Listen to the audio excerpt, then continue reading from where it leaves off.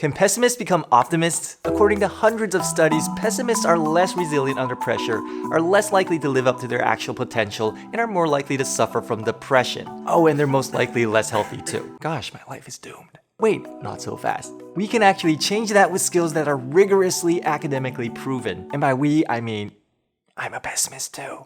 I'll tell you my experience, the book I read, the test I took, the supporting science, and how you can step by step start changing your life the way I did. By the way, there's nothing wrong being a pessimist. The inclination is usually crystallized around your childhood, primarily influenced by your parents and your teachers. As a matter of fact, there are both pros and cons of being pessimistic or optimistic. But by learning how to think properly under the right circumstances, well, you can have the best of both worlds. And no, I'm not gonna play Miley Cyrus. Here's a little incident of how I've leveraged my learnings. So a couple of months ago, I had a splendid football or soccer match. I scored a hat trick with 2 assists, the highlight of my rather amateur Saturday League career. It's not even a career to start with, but we take our game seriously.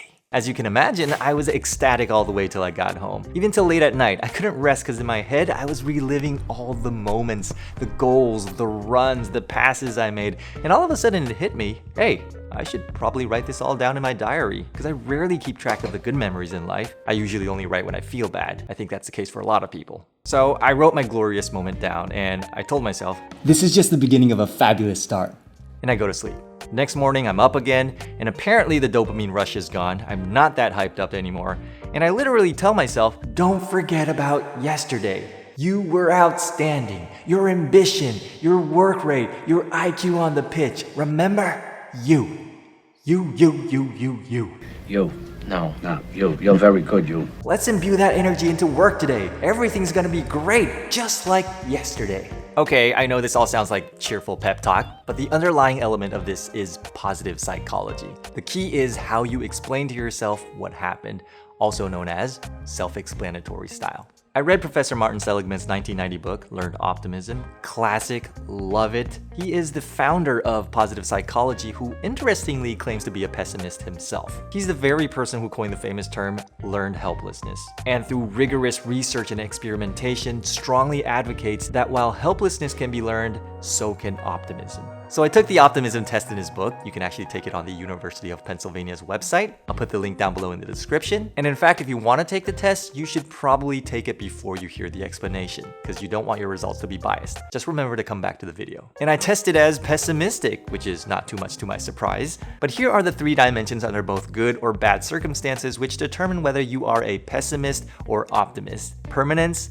pervasiveness, and personalization. I'll go back to explain what I did in my story after this. Pessimistic people tend to believe that bad events are caused by permanent causes as opposed to temporary ones. I lost a game because I always underperform in tight matches. And if they won the game, they'd be like, I got lucky, I did great today. They regard the cause as more temporary. When it comes to pervasiveness, pessimists tend to think that bad things in life have a universal instead of specific explanation. I lost because I am a loser, I'm not good at anything. Where in a good situation, they'd be like, I'm good at soccer, I make good runs on the left flank.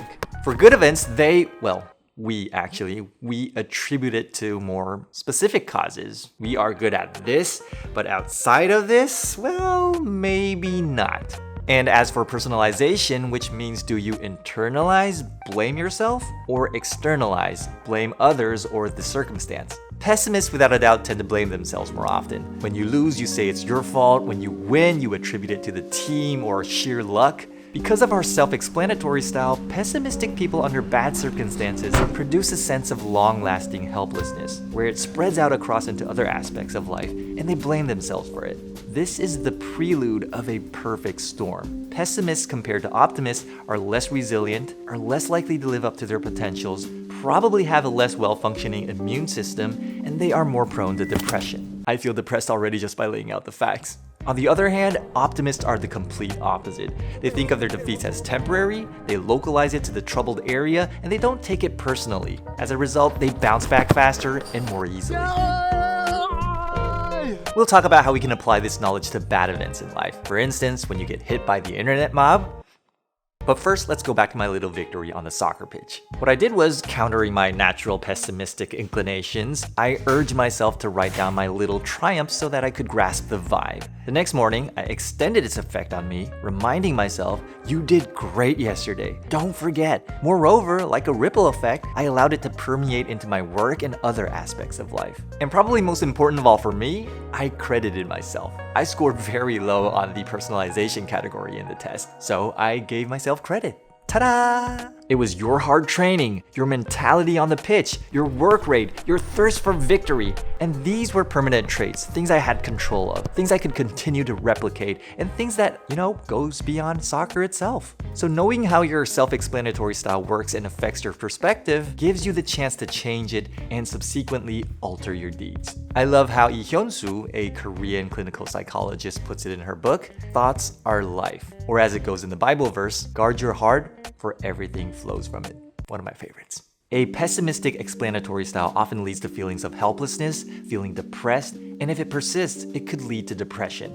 Now, if you look at the statistics of depression, the ratio of male and female depression is 1 to 2 across careers, financial status, employment status, etc. So what makes women more prone to suffering from depression than men? One of the theories relates to the act of rumination. And in Professor Martin Seligman's own words, when trouble strikes, women think and men act. Which of course is relatively speaking. Which, if you think of it, when trouble strikes, women do tend to think about it over and over again, trying to figure it out in their head, while men tend to do things to distract themselves, and unfortunately, sometimes the distraction itself can be destructive, such as alcohol, violence, instead of taking a walk in the park. But rumination can be just as harmful as its visible counterparts. Once again, quoting Professor Seligman, rumination combined with pessimistic explanatory style is the recipe for severe depression. Fortunately, as we've mentioned, optimistic thinking can be learned, and in other words, your self-explanatory style is alterable. But serious caveat here, if you are or you think you might be suffering from depression, please do seek professional help. However, learning to think more constructively optimistic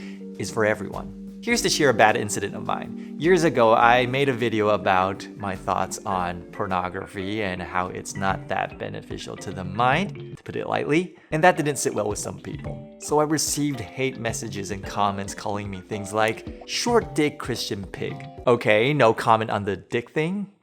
I do 100% admit that I'm no saint. I have my dark hours, I have my personal struggles. I'm not exempt from the temptations myself. It is useless to resist. But calling me a pig, that's just bad boy, bad boy. Slap on the wrist, slap on the wrist.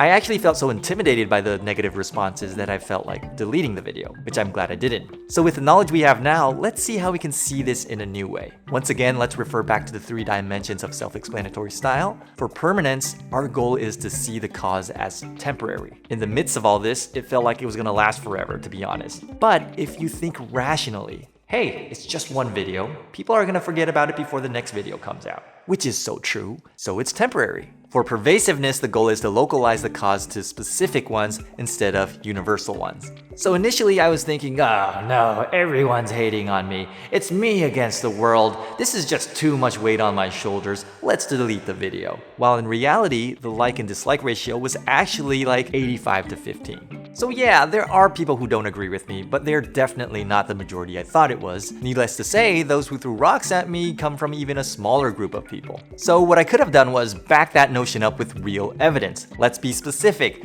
85 to 15%. It's even a smaller group of people who happen to just be louder, who are lashing out at me for saying something that I believe is worth sharing. So it's not me against the world. As for personalization, instead of blaming myself, I could think, well, you can't please everybody. That's just unrealistic thinking. So as long as you stand by your content with a clear conscience, just know that there's always going to be people who disagree with you, people who criticize you. And that's okay. It's okay to disagree.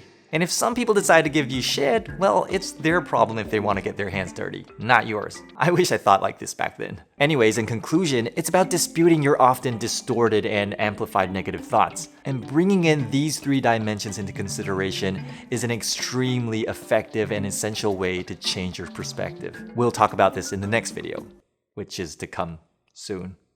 So, can pessimists become optimists? At the core, I still believe it's rather hard to radically change who you were hardwired to be. If you're a pessimist like me, I think you'll always be hearing that siren yelping when you encounter a negative experience. But learning how to think optimistically adds a new weapon to your arsenal. It allows you to choose when to use your prudent pessimism and when to use your cheery, resilient, learned optimism. By the way, according to the book, in comparison to pessimists, optimists in general have a tendency of overestimating themselves and situations, still relatively speaking. But that's why you need both in any organization. Optimists work well under pressure, while the prudent pessimist excels when risks are high. And by learning a new way of thinking, gives you the best of both worlds. I hope you like this video. I'll see you next time. Love you all, God bless you, and peace.